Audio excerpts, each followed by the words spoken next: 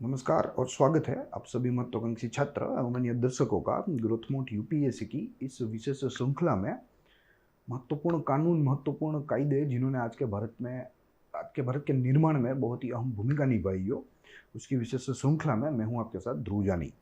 इस श्रृंखला के तहत जो कि हमारी ये वीकेंड श्रृंखला है, साप्ताहिक श्रृंखला के तहत हम लोग ऐसे महत्वपूर्ण कानूनों का अध्ययन करते हैं और हमारी ये सीरीज इस पुस्तक के ऊपर आधारित है। बहुत ही अच्छी, बहुत ही फाइनली क्राफ्टेड ये पुस्तक है जो कि सर एलेक्स एंड्रयू जॉर्ज के द्वारा लिखी गई है और हमारी जो परीक्षा संबंधी ज़रूरत है, हमारी जो परीक्षा संबंधी मांगे हैं, उनको पूर्ण कर देने वाली ये पुस्तक है। डुयो है, ये सिंगल पुस्तक नहीं है। एक पुस्तक में important acts that transformed India जो है दिखा गया है और दूसरी पुस्तक में important judgments of supreme court लिया गया है, हमें दिए गए हैं। तो बहुत ही महत्वपूर्ण पुस्तकें हैं जिनमें से हमने ये पुस्तक का अध्ययन शुरू किया है और आज हम उसके 19वें उपाख्यान में खड़े हैं। 3 चरण हमने इस पुस्तक के समाप्त कर लिए। यह पुस्तक कुल 12 चरणों में विभाजित है जिसमें से हमने 3 चरण समाप्त कर लिए हैं। आज चौथा चरण हम लोग शुरू करने वाले हैं और इस चौथे चरण में महिलाओं के रक्षण की बात होती है। महिलाओं के रक्षण के यहाँ कानून है जो कि हमें देखने हैं। उसमें से आज प्रथम कानून डाउरी प्रोहिबिशन एक्ट ऑफ 1961 में देखना है। ठीक है, दहेज जैसे हिंदी में इसे कहा जाता है, ये एक अरेबिक शब्द है मगर हिंदी में ये यूज़ होता है और हम भी इसे फ्रिक्वेंटली यूज़ करते हैं। तो देखेंगे क्या भारत की ज़रूरत थी, भारत में दहेज की स्थिति को देखेंगे, डाउरी की स्थिति को देखेंगे और ये लॉ को भी थोड़ा नज़दीक से देखने का प्रयास करेंगे। जो मुख्य प्रावधान है उनको देखेंगे। फिर बाद में अगर टिकाए है, अगर इसका इम्पोर्टेंस है, इसका महत्व है तो उसको भी समझने का प्रयास करेंगे। आई होप आपको ग्रोथ मोड यूपीएससी का जो कंटेंट है वो आपको पसंद आ रहा होगा और जीएस के लिए अगर आप एक सीरियस छात्र है तो जीएस के लिए हमारी चैनल आपको बहुत ही फ़ायदा करवा सकती है। तो आप आज ही जुड़े ग्रोथ मोड यूपीएससी के साथ, हमारे चैनल को आज ही सब्सक्राइब कीजिए, बेल बटन दबाना ना भूलें ताकि आपको तुरंत जो अपडेट है वो मिल पाए। साथ ही में हमारे चैनल को ज़्यादा से ज़्यादा सब्सक्राइब कीजिए ताकि सारे छात्रों तक, सारे महत्वाकांक्षी सीरियस छात्रों तक हमारा क्वालिटी कंटेंट जो है वो उन तक पहुंच सके। अब आज की मुख्य जो बात है वो शुरू करेंगे, मगर उसके पहले मुझे आपको कुछ यह बुक रिलेटेड माहिती देनी है। जैसे मैंने आपको मौखिक रूप से बोला कि 12 विभागों में ये पूरा पुस्तक विभाजित है और जिसमें से हमने 3 विभाग ऑलरेडी समाप्त कर लिए हैं हमारे 18 उपाख्यानों में। देखिए, हमने 3 जो उपाख्यान खत्म किए उनमें से सर्वप्रथम था हिस्टोरिकल एक्ट्स, ऐसे कानून जिन्होंने भारत के संविधान के निर्माण में, भारत के लोकतंत्र के निर्माण में अहम भूमिका निभाई हो। इनमें से कई ब्रिटिश कालीन थे, ब्रिटिश पार्लियामेंट में बने थे। फिर बाद में दूसरे चरण में हमने consolidation and reorganisation within the country देखा। जो रीऑर्गेनाइजेशन एक्ट था, जो कंसोलिडेशंस हमें लेने पड़े आफ्टर इंडिपेंडेंस, तो उन कानूनों का यहाँ जिक्र हुआ है। फिर बाद में acts for meeting the need of Indian societal structure and preventing heritage, यानी कि जो भारत का जो सोशल फैब्रिक है, भारत का सोशल फैब्रिक बहुत ही डाइवर्स है, बहुत ही वास्ट है और बहुत ही सेंसिटिव है।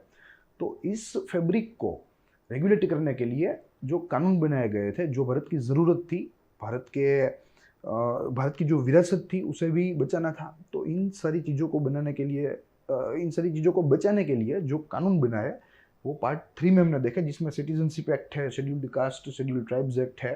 फिर बाद में स्पेशल मैरिजेस देख सकते हो, चाइल्ड मैरिजेस एक्ट। तो इन सारी चीज़ों का जिक्र हमने हमारे रिस्पेक्टेड लेक्चर्स में कर दिया है। आज पार्ट 4 की बात करेंगे जो कि मात्र और मात्र महिलाओं के अधिकारों के संरक्षण की बात करता है, जिसमें 5 एक्ट हमें देखने हैं, 5 एक्ट्स। पांचों के पांचों महिलाओं के ऊपर आधारित है, महिलाओं के ऊपर आधारित, जिसमें से प्रथम है डाउरी एक्ट, दूसरा डोमेस्टिक वायलेंस का एक्ट है, तीसरा है violence with women at work place. फिर उसके बाद 2 मुस्लिम महिलाओं के अधिकारों को संरक्षित करते हैं कानून है, जिनमें से एक है राइट टू मैरिजेस और एक है राइट टू डाइवोर्स। तो ये सारी चीज़ें अब से हमें 5 लेक्चर में देखनी है, यानी कि फ्रॉम लेक्चर 19 टू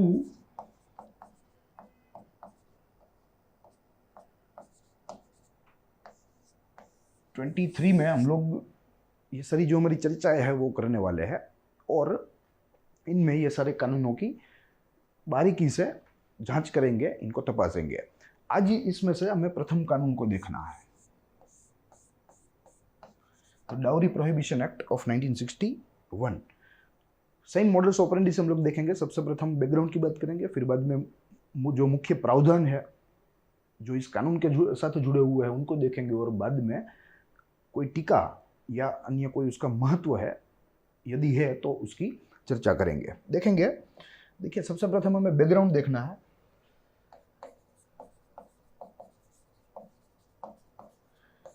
जैसे मैंने आपको बताया कि भारत का सोशल फैब्रिक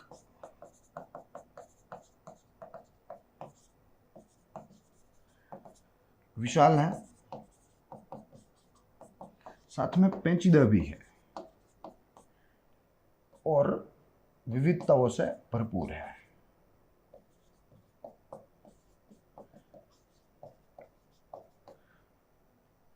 तो भारत में पिछले कई वर्षों से दहेज प्रथा चल रही है, कई वर्षों से, चाहे वो उच्च वर्ग हो, चाहे वो मध्य वर्ग हो, चाहे वो निम्न कक्षा का वर्ग हो।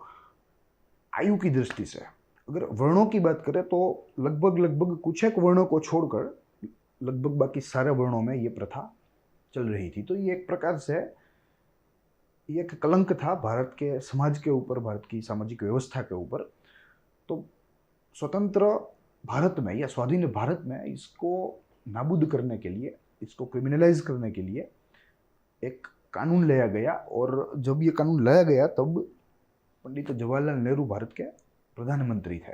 1961 की बात है, वे प्रधानमंत्री 1963-64 तक रहे, ठीक है। तो उन्हीं के नेतृत्व में ये कानून लाया गया। मगर अगर इवैल्यूएट करें इस कानून को तो मुझे लगता है कि ये कानून अपने आप में एक फेलियर है, ठीक है। और इसकी भी चर्चा हम लोग आगे करेंगे। फेलियर के कारण कौन कौन से ऐसे कारण थे, कौन कौन से लूपहोल्स थे with in this act which actually made it ineffective, ठीक है। तो ये सारी चीज़ों की चर्चा करेंगे। मगर यहाँ हमें देखना है कि लगभग पिछले 1000 साल से भारत में दाऊरी प्रथा जो है वो चलन में है, प्रिवेलेंट है या प्रचलित है। तो ये इसके बैकग्राउंड की बात है। साथ ही में इसको नाबूद करने के लिए, जैसे मैंने आपको बताया, इसको क्रिमिनलाइज करने के लिए एक कानून लाया गया। मगर यहाँ ये भी एक बात है कि जो दहेज का मुद्दा है वो मल्टी लेयर्ड है, कई सारी चीज़ों को अपने आप में समाये बैठा है, कई सारे प्रश्नों को अपने आप में समाये बैठा है। जैसे डाउरी का जो प्रश्न है वो अपने आप में मात्र और मात्र डाउरी को क्रिमिनलाइज करने से नहीं होगा, क्योंकि यहाँ एजुकेशन की कमी भी जिम्मेदार है, यहाँ सोशल इनइक्वालिटी जिम्मेदार है, यहाँ इकोनॉमिक इनइक्वालिटी जिम्मेदार है। तो सारे फ्रंट पर हमें काम करना होगा। अगर सारे फ्रंट पर हम काम नहीं कर पाए तो मुझे लगता है कि ये अकेला कानून यह डाउरी जैसे राक्षस को नहीं मार पाता या नहीं मार सकता। देखेंगे आगे। ऑब्जेक्टिव्स की बात करें कि किन हेतुओं के साथ ये कानून लाया गया, तो मौखिक रूप से तो हमने उसकी चर्चा कर ही ली है, यहाँ देख लेते हैं। The objective of the act is twofold, यानी कि दो ऑब्जेक्टिव के साथ इसको बनाया गया था या लागू करने की तैयारी सरकार ने दिखाई। आगे देखें, जिनमें प्रथम मुद्दा है 1 to prevent and eradicate the practice of giving or taking dowry, यानी कि जो एक्सचेंजेस होता था in the form of dowry, उसे यहाँ खत्म करने की पहली योजना थी, पहला हेतु था कि वो exchanges of goods, cash, property, कोई भी ऐसी चीज जो कि कंसिडरेशन ऑफ मैरिजेस के साथ एक्सचेंज हुई हो between two parties of marriages या between the parents of two parties, तो उसे खत्म करने की यहाँ पहली योजना थी। दूसरा, टू क्रिमिनलाइज, इसे क्रिमिनलाइज बनाना, इसे एक सीरियस क्राइम बनाना, ताकि लोग जो है वे इसे प्रैक्टिस करने से डरे, लोगों के मन में एक खौफ उत्पन्न हो। तो ये सारी चीज़ें हैं जो कि ऑब्जेक्टिव में हम लोग देख सकते हैं। मुख्य रूप से दो देखनी थी। अब मुख्य प्रावधानों को देखना है। जैसे हम देखता है कि जो कोई महत्वपूर्ण कानून होता है उसके अंदर उसके प्रावधान होता है। ये कानून बहुत ही छोटा है, बहुत ही संक्षिप्त है और मात्र 10 सेक्शनों से बन गया है। 200 सेक्शनों को हम लोग यहाँ देखेंगे, एक एक सेक्शन को नज़दीक से समझने का प्रयास करेंगे। कौन सी सेक्शन में कौन सी चीज़ें दी गई है, जैसे डेफिनेशन कहाँ है, जैसे पेनल प्रोविजंस कहाँ है, ठीक है, इत्यादि चीज़ों की चर्चा हम लोग यहाँ करेंगे। जुरिस्डिक्शन की भी बात यहाँ की गई है। वन बाय वन देखें। This is a short and specialised legislation with only 10 sections that aim to directly tackle the issue and criminalise the same. Yes, जो बात मैंने आपको बताई छोटा है, स्पष्ट है, मात्र 10 सेक्शन से बना है और यह डाउरी के मिनक को, डाउरी के राक्षस को खत्म करने की बात करता है। Section 1 status, short title, extent and commencement, यानी कि the act x tends all of India. Yes, आज के दिन पूरे भारत में ये एक्ट जो है वो लागू है, Jammu Kashmir reorganisation act of 2019 के बाद। अन्यथा जैसे मैं मालूम है कि वहाँ आर्टिकल 35A लगा था, 370 के तहत उसे स्पेशल स्टेटस मिला हुआ था, तो कुछ कानून वहाँ लागू नहीं होते थे, जिनमें से ये भी एक था। मगर after reorganisation it came into effect there too. सेक्शन 2 की बात करें तो डेफिनेशन ऑफ डाउरी है। According to this act, dowry refers to the property or any valuable security that is given or demanded either directly or indirectly by the parties involved in the marriage or by the parents of the parties involved in the marriage in connection with the promises of the marriage, यानी कि consideration. This section has several state amendments to it include or exempt regional practices prevalent in a particular state. ये बात तो अलग है, reasonable है, समझी जा सकती है, मगर यहाँ जो डेफिनेशन हमें मिली है सेक्शन 2 के तहत, वो थोड़ी सी, उसका जो व्याप है वो थोड़ा सा सीमित है। It is actually it has a very limited scope, क्योंकि यहाँ जो एक्सचेंजेस ऑफ मटेरियल्स की बात हुई है, चाहे वो प्रॉपर्टी हो, ज़वेरात हो, कैश हो या कोई गिफ्ट हो, तो कंसिडरेशन ऑफ मैरिज की बात हुई है कि क्या ये सारी चीज़ें शादी करने की शर्त के ऊपर एक्सचेंज हुई है। ठीक है, तो यही शर्त की जो यहाँ बात है, यही बात ने ये जो दहेज है, दहेज की व्याख्या है, उसे दुर्बल बना दिया है और पूरे कानून को अपने आप में दुर्बल बना दिया है। तो ये बात हुई व्याख्या की। सेक्शन 3 देखें तो penalty for giving or taking dowry, panel provisions की बात है। 5 वर्ष तक कैद हो सकती है, 5 या उससे जो है अधिक वर्ष तक, या 15,000 रुपये का जुर्माना भी लग सकता है। देखेंगे, if a person gives or take dowry or attempts to do the same, they will be liable to be punished with an imprisonment term of not less than 5 years, यानी कि मिनिमम 5 ईयर्स की जो है सजा का प्रावधान है। हवालात है, हवालात की सजा का प्रावधान है, I mean, and fine of ₹15,000 or the value of dowry whichever is higher. Yes, तो आर्थिक जुर्माना भी यहाँ लगा हुआ है। द कोर्ट में also decide to give an imprisonment of not less than 5 years based on the circumstances of the case, but the reason for doing so must be clearly recorded. ठीक है, कोर्ट डिसाइड कर सकती है, ये अधिकार दिए हुए हैं कोर्ट को, मगर यहाँ डाउरी के मिनक को खत्म करने के लिए जितने अधिकार कोर्ट को मिलने चाहिए उतने नहीं मिले हैं। जो बात हम लोग आगे क्रिटिसिज्म में जो है उस बात के ऊपर हम लोग चर्चा करने वाले हैं। सेक्शन 4 की बात करें तो पेनल्टी फॉर डिमांडिंग डाउरी, ये तो एग्जीक्यूशन के बाद की बात है। अगर प्रूफ हो गया एग्जीक्यूशन के बाद, अगर किसी पार्टी ने, यानी कि विक्टिम पार्टी ने ही मोस्ट प्रोबेबली अगर फरियाद कर दी, कंप्लेंट कर दी, तो ये उसकी बाद की ये जो है प्रोसेस है। मगर यहाँ अटेम्प्ट करने में ही अगर कोई जो है कोई एक प्रकार से आप समझ लीजिए कि कोई स्टिंग ऑपरेशन हो जाए और मालूम पड़ जाए, तो यहाँ सजा का प्रावधान है। देखेंगे, penalty for demanding dowry, if a person demanding dowry for the other party of to the marriage shall be liable to an imprisonment not less than 6 months, which may be extended to up to 2 years, along with the imposition of a fine of ₹10,000. Section 4A, which was added through an amendment in 1986, bans the advertising of offers for shares of property in lieu of marriages. Yes, उत्तर भारत में कई सारी जगह, कई सारे राज्यों में, कई सारी जगह में, आई मीन कई सारे कस्बों में ऐसा रिवाज था कि वे लोग अट्रैक्ट करने के लिए मैरिज में अन्य पार्टी को, सामने वाली पार्टी को, वे लोग मिल्कत में अधिकार का जो लालच है वो देते थे, और मिल्कत में अधिकार मिलता भी था in the form of dowry. और उसकी एक एडवर्टाइजमेंट होती थी कि भाई अगर आप राजी हो हमारी पुत्री के साथ मैरिज करने के लिए तो आपको हमारी मिल्कत में कुछ हिस्सा दिया जाएगा। तो ये चलता था, जिसको यहाँ बंद करवाया अकॉर्डिंग टू सेक्शन 4A। आगे देखें, और वहाँ भी जो है सजा का प्रावधान दे दिया गया, क्योंकि ये भी एक प्रकार का ऑफेंस ही है। सेक्शन 5 की बात करें तो agreement of for giving or taking dowry to be void. किसी भी प्रकार की समझौती, किसी भी प्रकार का एग्रीमेंट डाउरी संबंधी हो तो उसे नल एंड वॉइड ही माना जाएगा। उसकी कोई कीमत नहीं होगी, उसका कोई एनफोर्समेंट नहीं रहेगा। सेक्शन 6 की बात करें तो डाउरी टू बी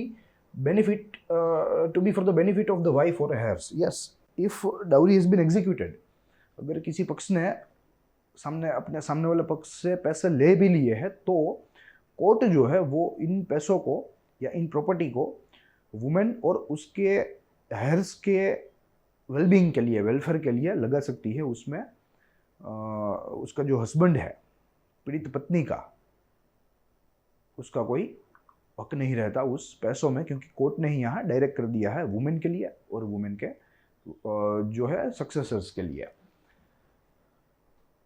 और वहाँ भी कहा गया है कि अगर फेलियर हो गया कोर्ट के जजमेंट का, कोर्ट के आदेश का अगर पालन नहीं हुआ तो यहाँ भी सजा हो सकती है, इम्प्रिजनमेंट भी हो सकती है, आर्थिक जुर्माना भी लग सकता है। सेक्शन 7 की बात करें तो cognizance of offence. The metropolitan magistrate और judicial magistrate of the first class will be the authority responsible for taking cognizance of act prohibited under this act. देखिए, कॉग्निसेंस यानी कि गहरी समझ, गहरी समझ। तो ये पूरा मामला सुनने का अधिकार किसी भी जुडिशियल मैजिस्ट्रेट को मिला हुआ है या किसी भी मेट्रोपॉलिटन मैजिस्ट्रेट को मिला हुआ है जिसके पास जुडिशियल अथॉरिटी का चार्ज है।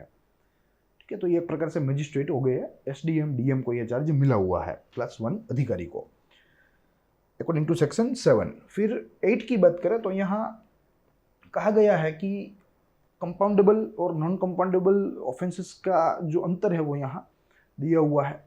देखिए, सबसे पहले तो समझना होगा what are compoundable offence, what are non compoundable. देखिए, कंपाउंडेबल ऑफेंस ये होते हैं कि अगर समझिए दो पक्षों के बीच में झगड़ा हो गया और कोई एक पक्ष कोर्ट चला गया, ट्रायल्स चल रहे हैं, तारीख पे तारीख चल रही है।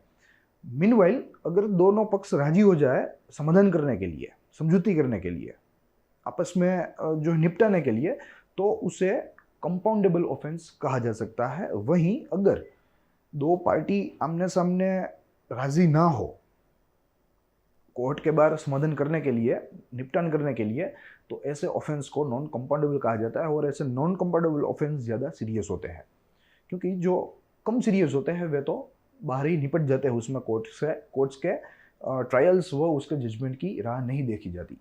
तो ये चीज़ है। अब यहाँ हम इस पूरे मुद्दे को समझते हैं।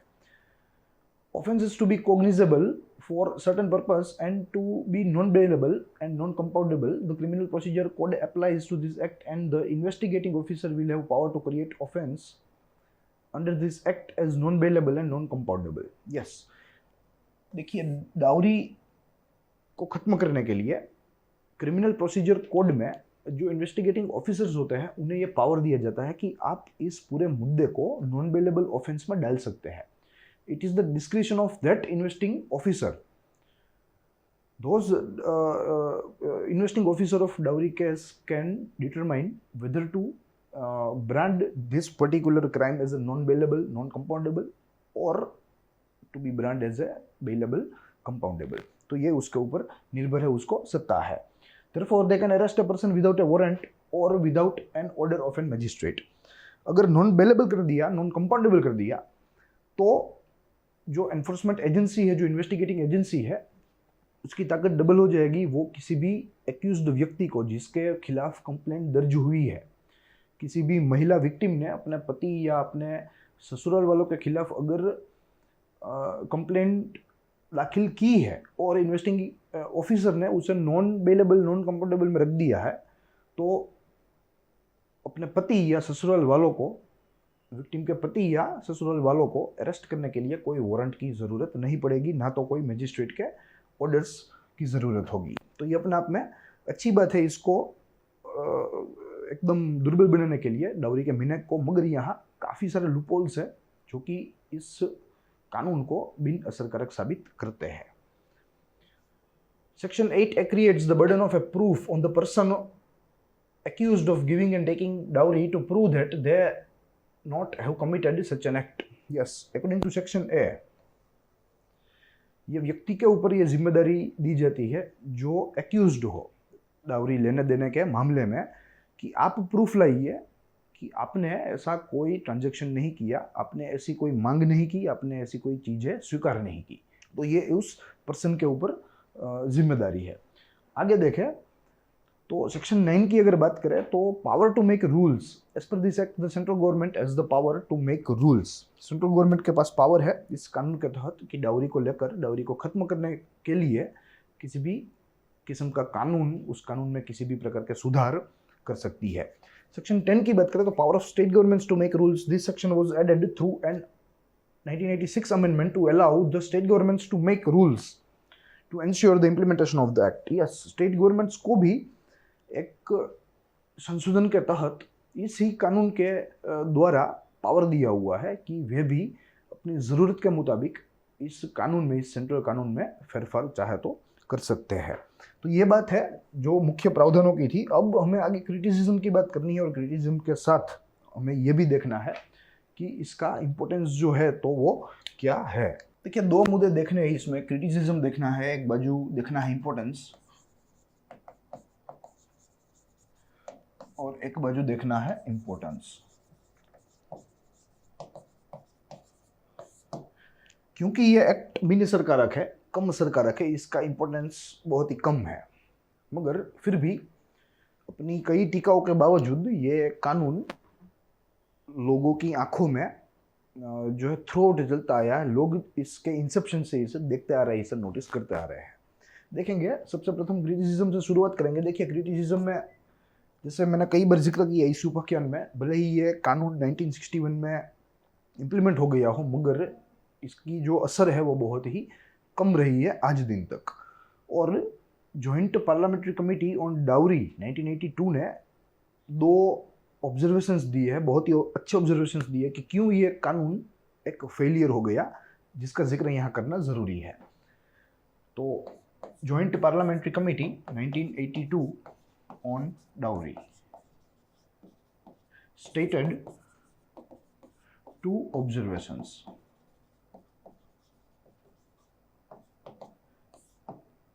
देखिए, जिसमें से सर्वप्रथम है कि डाउरी की जो व्याख्या है, डाउरी डेफिनेशन अंडर सेक्शन 2, वही अपने आप में बहुत ही सीमित है,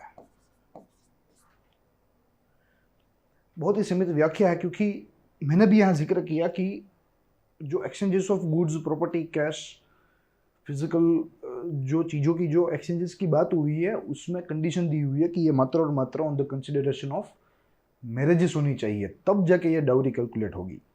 अब दिक्कत ये है कि ये प्रूव करना ही लगभग जो है अशक्य है या नामुमकिन है। ये प्रूव ही नहीं हो सकता कि किसी भी पार्टी ने जो गिफ्ट दी है, जो चीज़ें दी है, वो कंसिडरेशन ऑफ मैरिज के लिए ही दी है।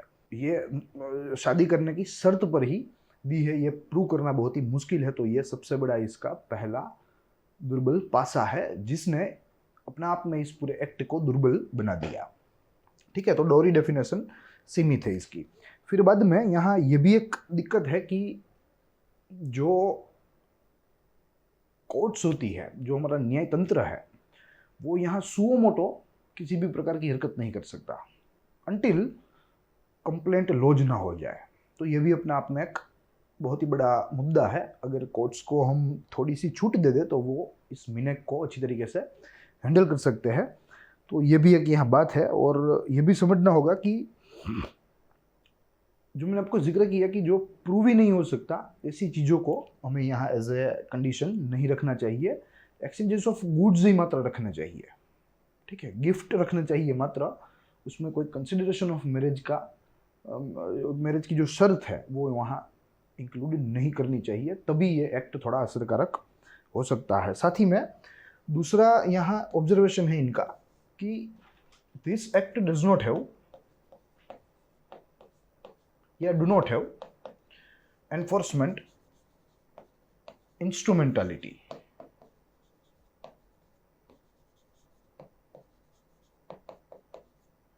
It does not have enforcement instrumentality, यानी कि जो मैकेनिज्म होना चाहिए वही मैकेनिज्म बहुत ही कम है इस कानून को इम्प्लीमेंट करने के लिए, क्योंकि हमें मालूम है भारत भौगोलिक रूप से भी विशाल राज्य है, वस्ती के रूप से तो कई ज़्यादा गुना विशाल राज्य है, और ऐसी वस्ती की जो ऑर्थोडॉक्सी हो, जो अपने रीति रिवाज, अपने नीति नियम, अपनी जो जाति है उसके कस्टम्स, उसकी परंपराएं फॉलो करती हो, और जहाँ डाउरी प्रचुर मात्रा में प्रचलित हो, प्रचुर मात्रा में प्रिवेलेंट हो।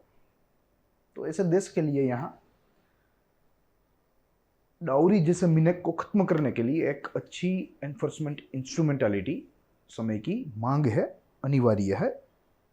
बगैर वो हम लोग यहाँ उसे जो है खत्म नहीं कर सकते डाउरी के इस मिनेक को।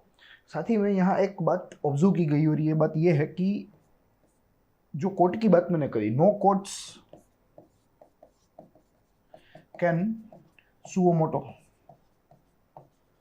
यानी कि अपने विवेक से, अपने डिस्क्रिशन से कोई भी कोर्ट किसी भी डाउरी के ऑफेंस में इंटरवेन नहीं कर सकता until and unless complaint is lodged. तो ये भी एक अपने आप में एक दुर्बल पासा है इस कानून का। और कंप्लेंट कब लॉज होगी? जब ब्राइड या ब्राइड के संबंधी, मोस्ट प्रोबेबली उसके माता पिता जब आगे आएंगे कंप्लेंट लॉज करने के लिए, जब हिम्मत दिखाएंगे तब।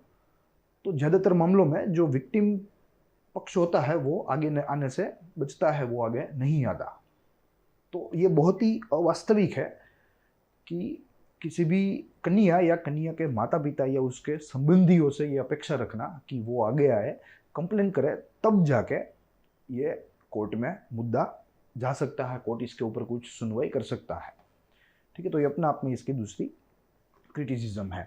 मगर यहाँ सारी चीज़ों को देखने के बावजूद यही तय हो सकता है, और जैसे कोर्ट ने भी एक जजमेंट में कहा, बहुत ही फेमस जजमेंट था, मैं उसका नाम भूल रहा हूँ, I think Vikas versus state of Rajasthan का वो जजमेंट था। उसमें कोर्ट ने बताया कि मात्र और मात्र इस कानून को अच्छा करके, इस कानून के एनफोर्समेंट इंस्ट्रूमेंटालिटी या मैकेनिज्म को अच्छा बना के, इसको अच्छी तरीके से अमल करके डाउरी के ऊपर विजय प्राप्त नहीं हो सकती, डाउरी को खत्म नहीं किया जा सकता। इसमें सोसाइटी, जो समाज है, वो समाज का योगदान चाहिए, उसकी साझेदारी चाहिए, तब जाके हम लोग इस डाउरी को निपटा सकते हैं, उसे खत्म कर सकते हैं। तो जब तक हमारी सोसाइटी नहीं सुधरेगी, हमारी सोसाइटी अपने आप में डिसिप्लिनरी जो है कोर्स वो एक्सेप्ट नहीं करेगी, तब तक मुझे लगता है कि इस डाउरी के मिनेक को खत्म नहीं किया जा सकता। सामने इम्पोर्टेंस में मात्र में यही देखना है कि भले ही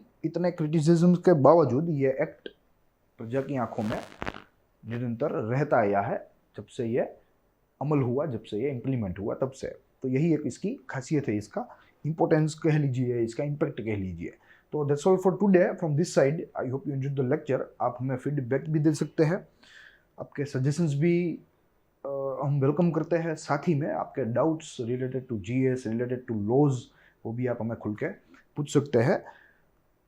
तो दीजिए इजाज़त, हम लोग मिलेंगे अगले वीक अगले एक लॉ के साथ।